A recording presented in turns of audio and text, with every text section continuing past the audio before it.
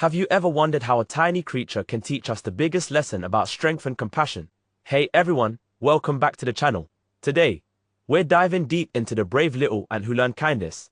By the end of this video, you'll understand exactly how to implement the brave little ant who learned kindness step by step.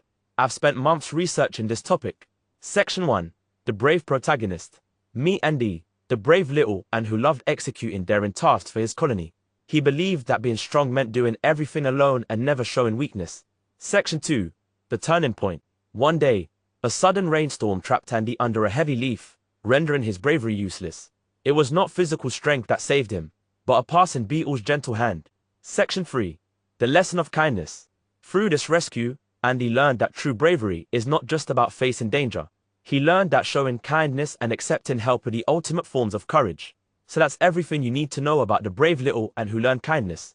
We covered the key points, the fundamentals and why they matter, practical steps to get started, real-world applications and examples, tips for long-term success. Remember, the brave little ant who learned kindness is a journey, not a destination. Keep learning and improving. If you enjoyed this quick lesson,